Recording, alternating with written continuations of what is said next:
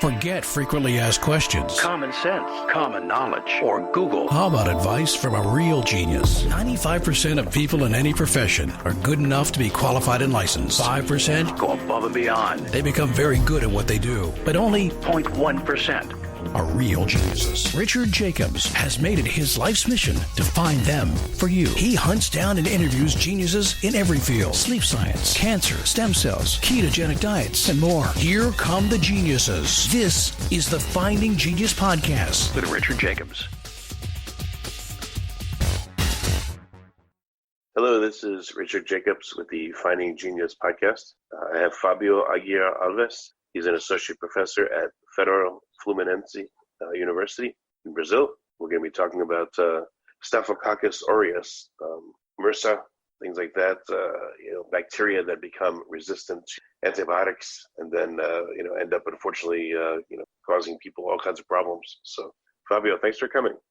Yeah, my pleasure, Richard. Thank you very much for inviting me for this podcast. Yeah, how did you get involved in studying antibiotic-resistant bacteria? What put you on this path? Well, I am a pharmacist, and I finished my undergrad, and I started doing research at Fiocruz, a very known research institute in Brazil. And in the very beginning, I started working with parasites, and then for my PhD, they invited me to do mostly what I was doing with parasites to discover the main epidemiology information for Staphyloccocus aureus, which is a very bad bug. And we were having like a few cases of eye infection and bone infection at that specific time. It was back in 2001. And then I kind of liked the idea of switching to bacteria instead of parasites, since I've been working. At that time I was working with parasites since my undergrad. So, okay, I'll try bacteria and see how it works. And then I started getting really amazed with the genetic of the bacteria and the ability of getting resistance being transferred from one bacteria to another. And then that's why I decided to switch to bacteria, and then I decided to actually learn about the bug and about the resistance profile and about the molecular methods used to understand the genetics of the bacteria. So I applied for a postdoc position at UC Berkeley, 2004. And then I started working with Dr. Lee Riley from UC Berkeley. And then I started working with bacteria and mostly Staphyloccocus aureus. But nowadays I work with the main bacteria that are related to the hospital environment. So this is my path. Okay. Well, what are you trying to figure out about bacteria in the hospital environment?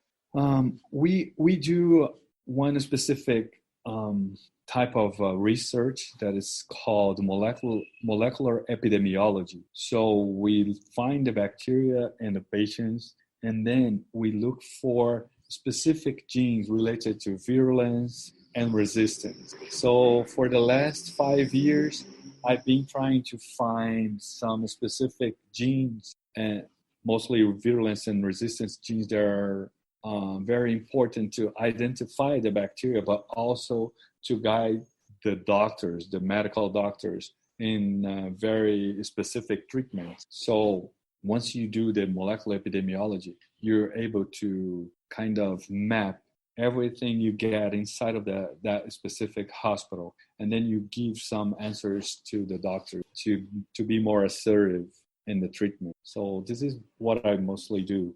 Either I look for genes and resistance profile of the bacteria to have a surveillance very updated in the hospital environment. And also I look for those specific genes to develop diagnostic methods, fast diagnostic methods based on molecular biology. What do you mean you look for those genes? When someone's sick, you'll sample them? You'll sample their body fluids, and then do metagenomic sequencing to see if this MRSA is in them? Is that what you mean? So what we do, in general, we get some specific infection. It's a skin infection or blood infection. So we get the sample collected from this patient, and we have the sample delivered to the clinical lab. And once we have the bacteria there, we get a sample of that bacteria, and then we do the genotyping. So we look for virulence genes and resistance genes to find how bad this specific bacteria is. So we get this bacteria from samples from the patients from the hospital. But we also get samples from the surveillance system that we usually have in the hospital. So we don't actually need to have an infection, but in general, this bacteria is found in the nose of the patients, even though they're not sick. So you collect a swab from this patient's nose, and then we plate this swab in a media plate, and then we look for the specific bacteria. Then we do the genotyping. So there are two different ways of looking for the genetic profile of the bacteria, either from the sample from an infection or the sample from a healthy patient, or at least sick with another reason different from a bacterial infection. All right, so okay, you can sample them, you can see if they have bacteria in them, but what good does that do? You find the bacteria, then what? How do you counteract them? Yeah, once we find the bacteria, we grow the bacteria in a specific media, and then we do the DNA extraction. And so from the DNA, we look for resistance genes and virulence genes, and then we can say that person is colonized or infected by that X, Y, or Z bacteria regarding the virulence and the resistance profile. So once we map... But again, what does that do? So you find these genes, okay, they seem to be correlated with, these problems, but then what? How do you figure out a way to influence the bacteria and stop it? What can you do? Yeah, because if you find this specific gene, let's say resistance to beta-lactam antimicrobial agents, so you cannot treat this bacteria with penicillin. So you need to find another antimicrobial agent to treat that specific infection. So once we get this information, we can tell the doctor, don't use penicillin to treat this patient, because otherwise you want to solve the problem. So another big problem is, in general, once you see the MRSA in the hospital, you go straight to vancomycin, which is a very bad antimicrobial agent, because vancomycin can be bad for the lungs, can be bad for kidneys, can be for ears, bad for the liver. But this is the last option you have. The bacteria is not dying, the treatment is not working, so you go to vancomycin. But it doesn't need to be like that all the time, and you don't have to use your last weapon to kill the bacteria. So what you can do, you can pick from the genes that we found, and so you tell the doctor, you have this option to treat this infection instead of going straight to vancomycin. So it's a way to save the patient from a very bad treatment with very dangerous antimicrobial agent. Sometimes you have a problem. Even though bacteria are considered resistant, if you understand their genes, you're saying you can still match up the right antibiotic with that bacteria and get rid of it, right?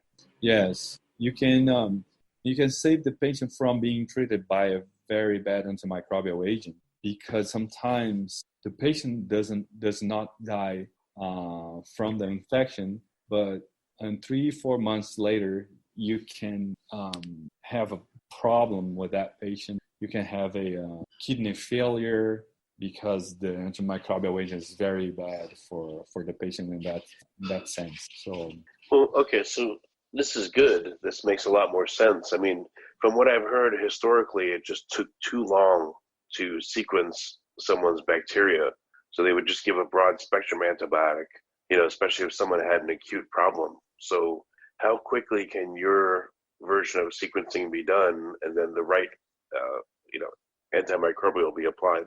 Yeah, what we do, actually, we don't do the DNA sequencing. We do the PCR reaction. We get the sample, the DNA sample, and we perform a PCR reaction, which takes like 2 hours. So if you get a real good amount of bacteria in that specific infection, you can get the DNA from it.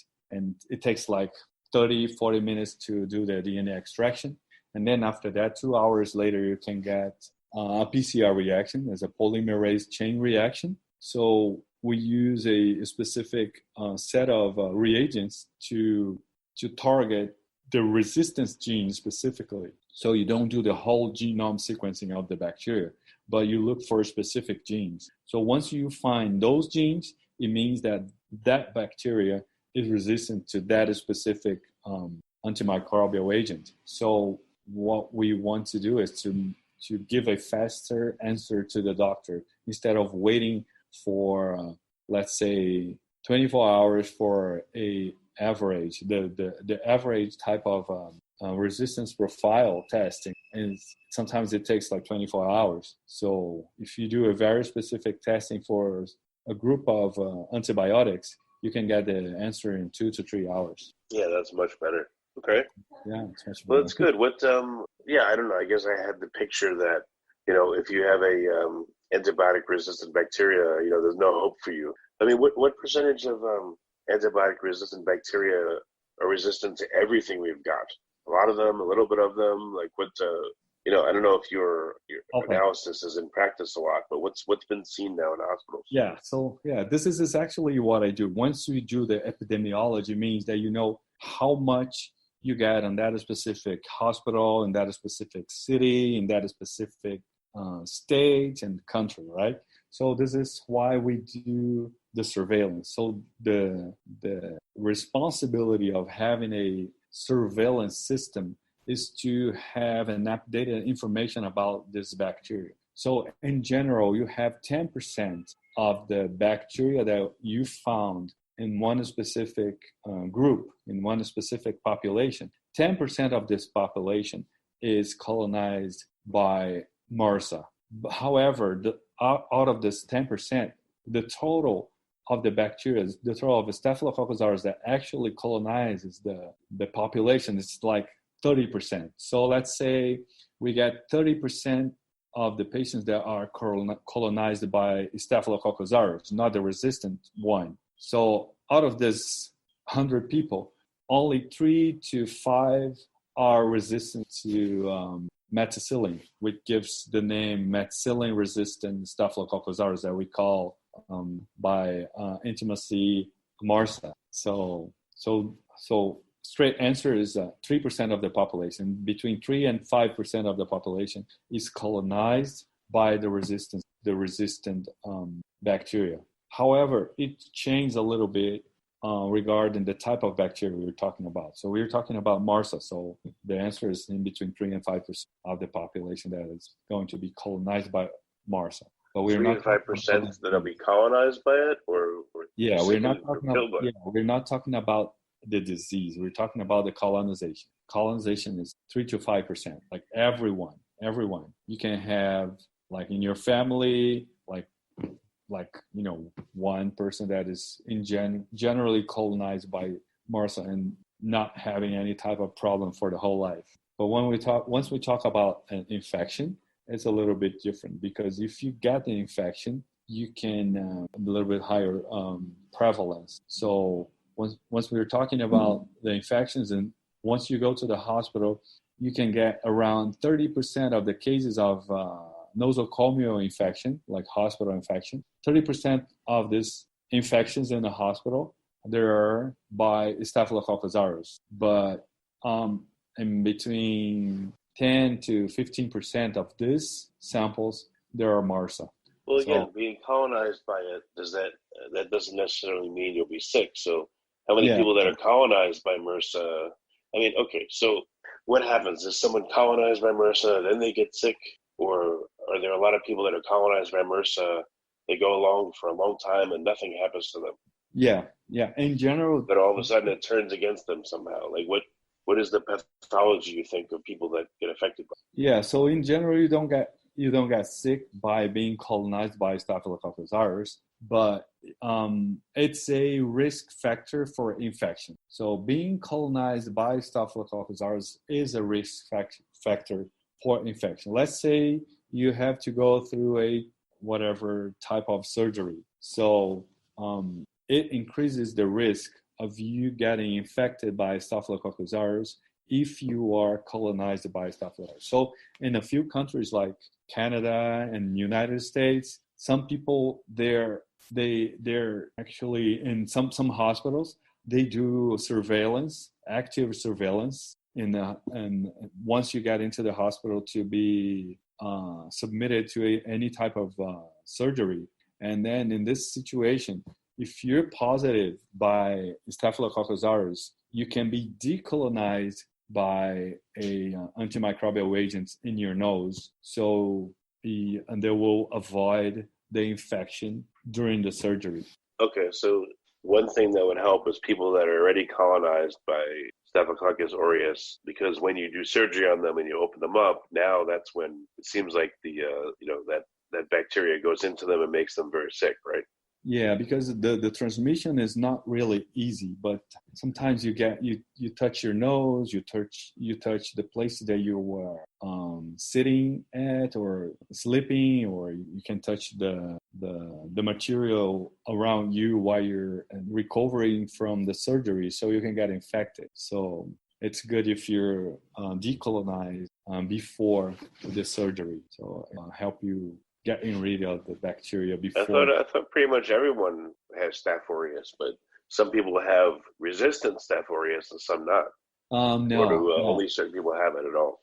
No, not most of the subjects. In general, it's 30% of the population that is colonized. You can have this in your skin, you can have this in your armpit or your nose, the surrounding of your pelvic region, but not everyone.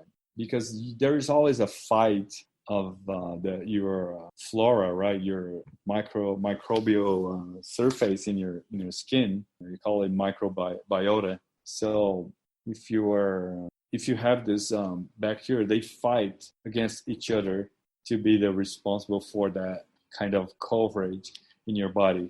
But what we actually know from many different publications and many different studies, the average is 30% of the population that is. But even the people that are colonized, how many of them what about the characterization of the colonization? Is the Staph aureus resistant? Is it methicillin resistant? Is it not? Is it resistant to other antibiotics? Is it not? Is that characterized? Yeah. So as I said, out of this 30% of the population that is colonized, in general, 3% of these isolates, they are resistant. But we call it, because this is the main type of resistance, it's called methicillin resistance, which is mostly regarding to beta-lactam type of antimicrobial agents as the penicillin. So 10% of the population, 10% of this is MRSA. All right, so the best protocol, at least for now, it sounds like, if anyone's going to have surgery, their bacteria should be profiled to see if they have Staph aureus, and then to see if they have the MRSA form, and then given the appropriate antibiotic to decolonize them before the surgery, just in case. Yes, this is exactly why, in general, people get some prophylactic antimicrobial agents before any type of surgery, because it's not only Staphylococcus aureus. We are talking about Staphylococcus aureus, right? But it's not only Staphylococcus aureus. You can see this type of problem in any kind of bacteria. So this is why we use a broad spectrum antibiotic before a open surgery. But that could be a problem, though, in terms of recovery, because we have a microbiome that's critical to our functioning. So by giving a broad spectrum, you're shifting that, and that may stop recovery, it may hamper the recovery, it could cause all kinds of problems. Yeah. I would think, Yeah, this is something that is being brought up like recently for the last few years, once we started studying the whole genome sequencing of different types of surfaces, including the skin. And then we know that we have different types of bacteria colonizing different parts of the body. as the intestine, as the skin, as the mouth. So yeah, this is a price that we pay. I think we're learning from it now. We're developing different approaches to deal with this type of infection. Like nowadays in Brazil, people, they don't use antimicrobial agents for minor surgeries in the mouth as a dentist. So if you go to a surgery in a dentist, that like a few years ago, they used to do prophylaxis with the patient with antimicrobial agents. But nowadays they don't do it. They don't do it anymore. What they do actually, they just have a very nice preparation for the surgery, and they protect the patient from different types of possibilities of infection. But they don't treat the patients in advance with antibiotics. So this situation is changing because we now know that these bacteria, they're also good for your recovery. They, in general, you don't get really sick if you get this or that bacteria as your flora, as your surface microbiota. So this. Yeah, now that they're not giving broad spectrum antibiotics, you said for minor oral surgery in Brazil, what has been noticed? You know, have there been several thousand people that have now gone through this new method, and what's the difference? Oh, the difference that people, they don't actually get sick. They don't get any type of infection. And they see it's like not actually necessary to do prophylaxis with this type of patient once they go through any type of minor surgery. So this is what they've been learning from recent studies in the use of. But that's the lack of a negative outcome. But are there positive outcomes? Is the recovery from the surgery different? I mean, what else has been noticed besides like, they don't get sick, so we didn't really need it in the first place. But are there positive outcomes? Yeah, they are all positive because in this we don't have this type of problem with. We don't have this type of problem. So once we don't have to treat the patients with the antimicrobial agents anymore, we see that we're kind of protecting the population of being exposed to this antibiotics. So we lower the amount of antibiotics that is being spread in the population and everything. So this is the main good results that we get, the main good outcome for this type of small surgery. What is this going to be done for other hospital stays? Let's say childbirth. Why not profile women that are going to have C-sections to see if they have MRSA or not, or if they're okay to have the C-section without a broad spectrum antibiotic that would help them recover from childbirth better, or other surgeries or conditions? Yeah, well, I am not actually familiar with this type of procedure, but I know that they've been trying not to use antimicrobial agents in general. Oh, good. Well, eventually there will be, studies that how does this change? Not giving broad spectrum, at least antimicrobials to people that are in the hospital. For all these reasons, they should be able to start collecting data on how that changes the outcome. Are they getting better outcomes for the patient because of that? Yes. One beautiful thing that's been happening with this molecular epidemiology projects, different types of studies in molecular epidemiology, is that you can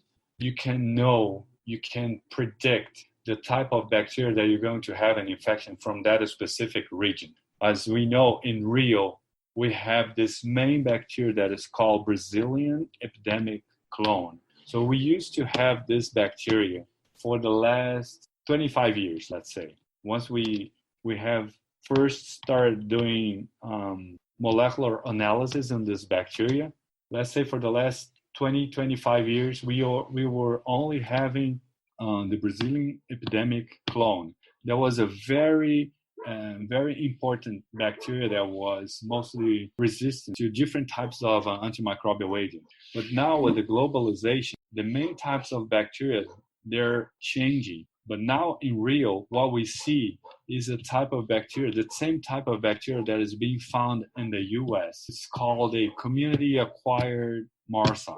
So this bacteria is not as resistant and regarding the antibiotic profile. It's not as resistant as the Brazilian epidemic clone. So if we do the surveillance in that specific hospital, and we see that 9% of the population, 9% of the bacteria that we find in that specific hospital, if it's the community acquired MRSA instead of the Brazilian epidemic clone, we can predict that we don't need to use this type of antimicrobial agent as we used to be the choice before. As I was saying in the very beginning of our conversation, vancomycin, because vancomycin is very bad, but you have to use vancomycin to use the Brazilian epidemic clone, but you don't need to use vancomycin to treat the community-acquired MRSA. You can use clindamycin, you can use another type of antibiotic, which is very good for the patient. So these surveillance studies, they are really good to help the population. So that's great.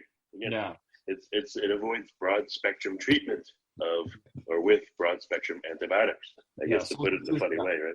Yeah. So this is the main idea of having surveillance in a hospital or in any type of environment, because then you know what is actually being spread in that specific environment. So you know how to treat the bacteria that show up.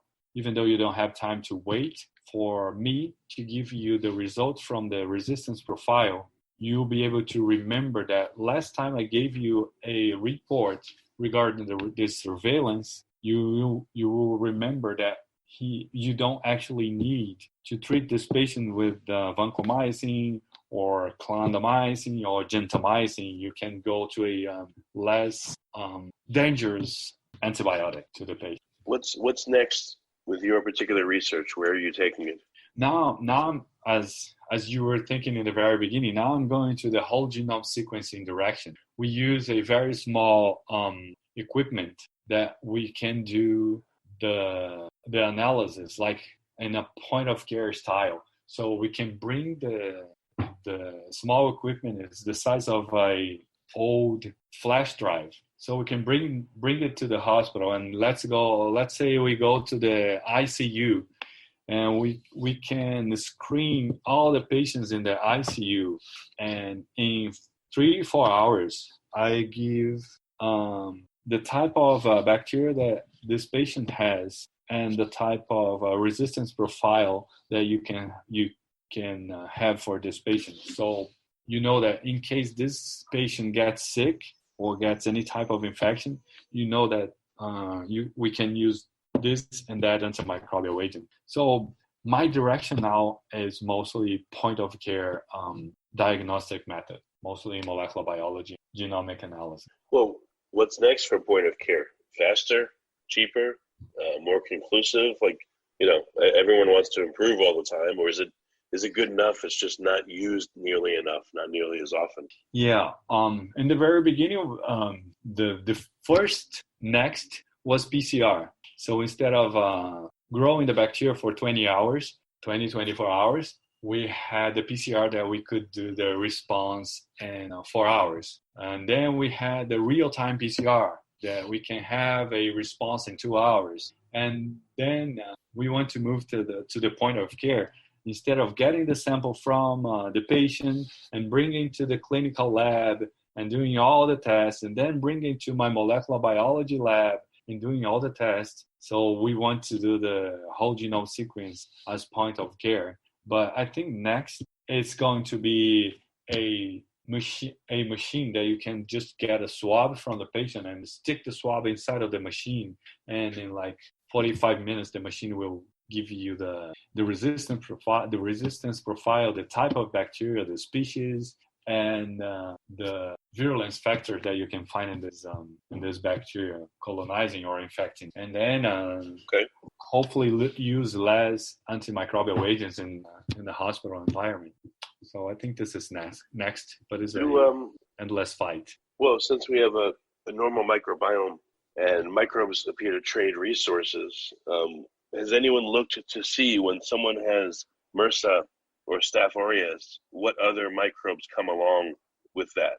Are there ones that tend to be present, when Staph aureus is there, and what are they, if so? Has anyone looked at that? Yeah, oh yeah, a lot. So Okay. the microbiome is very interesting. So as I mentioned, like for the last few years, like let's say 3-4 years, especially in this lab, I went for my postdoc at UC Berkeley with Dr. Lee Riley. He's a star in microbiome. So they've been checking on the surfaces of the patients and subjects in general, normal subjects in the street, let's say, like healthy patients, and then they swab these people and they bring it straight to the machine. There's a very powerful machine to do the microbiome, so you can see all different types of bacteria that you can find in this subject, because some of this bacteria, some of this microorganisms, let's spread the information. Some of the microorganisms, they don't actually grow in a media, in a plate, or in a broth. So you are never able to see it if you don't do the analysis straight from the skin or from the nose or from the gut of this patient. So they've been finding many different types of bacteria, new species. They're being discovering many different types of species, because some of them you cannot actually grow, at least in the type of media that we're used to use in the lab. So, Well, the reason I ask you is, let's say MRSA always appears to be coincident with, I don't know, 2 other bacteria. Maybe those other bacteria trade resources with MRSA and enable it to be more effective. So what if you could do an antibiotic that preferentially kills off the MRSA partners if they exist, and that weakens MRSA without having to attack it directly or increase its resistance? You know, there may be a lot of interplay here of roles where you can attack these things from different angles instead of just head on.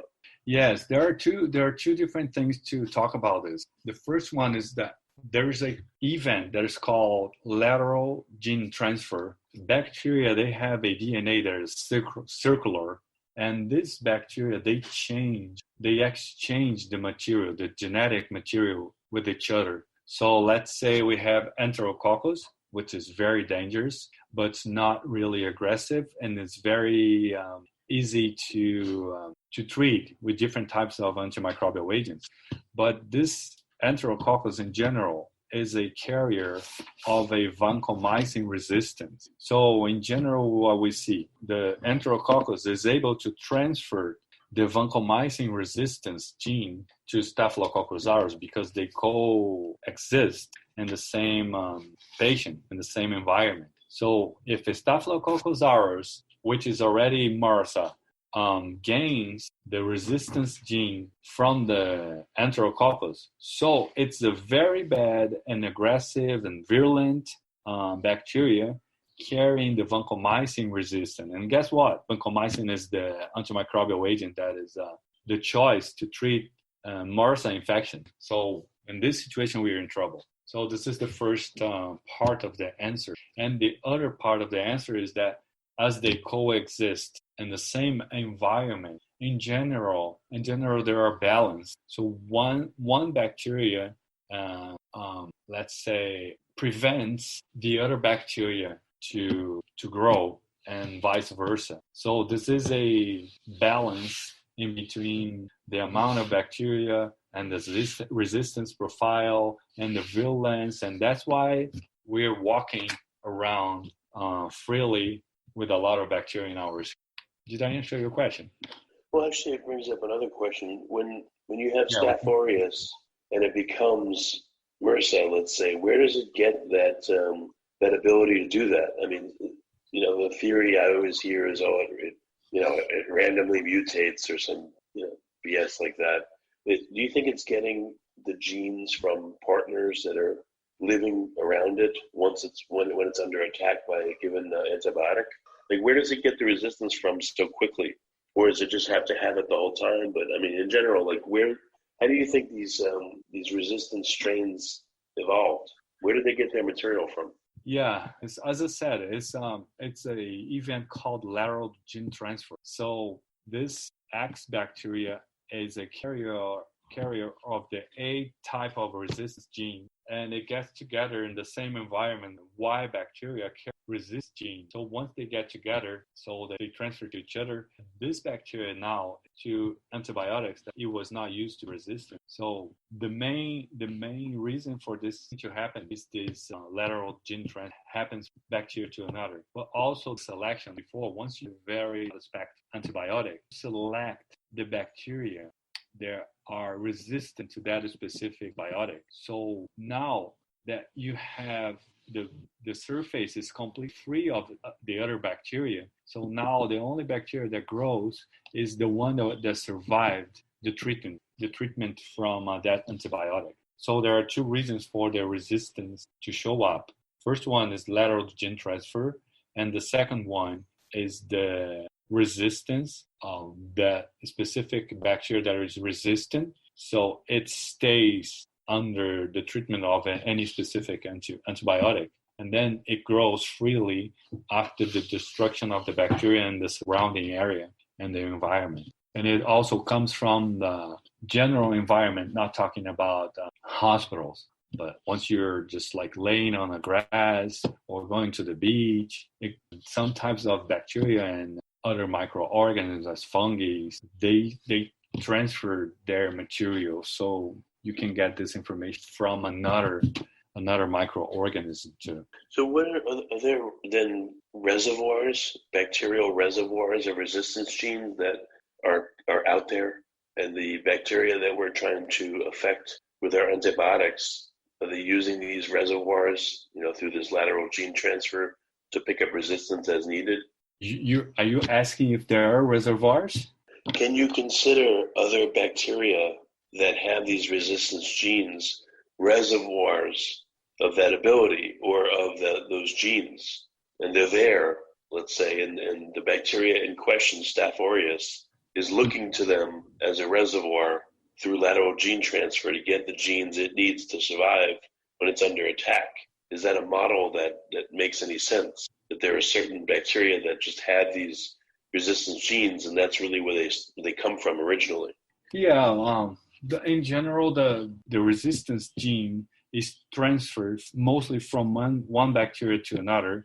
And as we've been studying right now, this One Health system, which is the communication of the environment and humans and animals and the relationship of this tree. So we've been having like resistance genes from bacteria that are usually colonized dogs, like pets.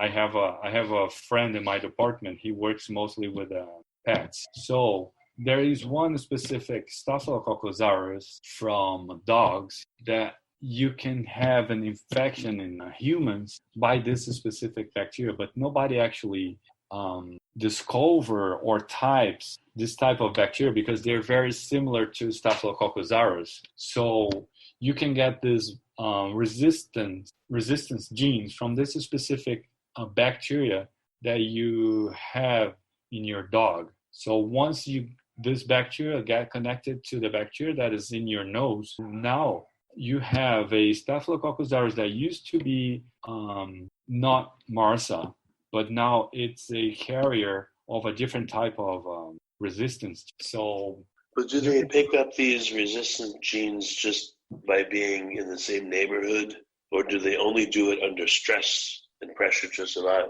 No, I don't believe. No, they're just there. They're normal. But once you put this bacteria under a different type of pressure as treatment with this specific antimicrobial agent, you do a selection. You can have a selection of this bacteria for sure, but it's not a result of any type of environment pressure for them to try to spread. It's just a random event of bacteria getting together, being able to live in the same environment, and then spreading the resistance genes to one another. Why would they take up resistance genes unless they needed them because of, threat of death from some kind of, some outside agent? No, they don't do that because they need. They just do that because they can. So they're already there. you treated this population with this specific antibiotic. So this population now, it's surviving. So of course they're proliferating in that specific environment. So you have more of that specific bacteria that is a carrier of that antimicrobial resistance. So now you have more of this. So in the very beginning of the story, you have a 0.001% of the population that was resistant to antimicrobial agent X. But then once you started treating that subject with that antibiotics, the percentage of the bacterial population in that specific environment, instead of being 0.0001, now it's 0.1. So the probability of this bacteria finding the MRSA or the Staphyloccocus aureus that is not resistant increases, just because of the events are more prone to happen at this specific moment, because it's easier to happen because they're increasing in number, because they're surviving the treatment with antibiotics. So that's why we only have resistance bacteria in the hospital environment, because you treat them with chlorhexidine to clean up the equipment, to clean up the floor, to clean up the walls. You use chlorhexidine. Chlorhexidine kills most of the bacteria. However, let's say you got 0.001% of these bacteria that are resistant to chlorhexidine. Now you're increasing the population of the resistant bacteria in that specific environment. So once this bacteria finds the second one, it will exchange its genetic material with the other bacteria. Now we have two different species with the same resistance profile. You know what I mean? Well, very good, Fabio. We're just about out of time. What's the best way for people to find out more about your work? I have my profile in Google Scholar, and I have all my articles, all my published papers in Google Scholar, Google Academics. There are two names for it. But if you want to see my profile in NCBI, which is the main webpage for research publication, you go under Aguiar/Alves, and you look for Staphyloccocus aureus publications and see.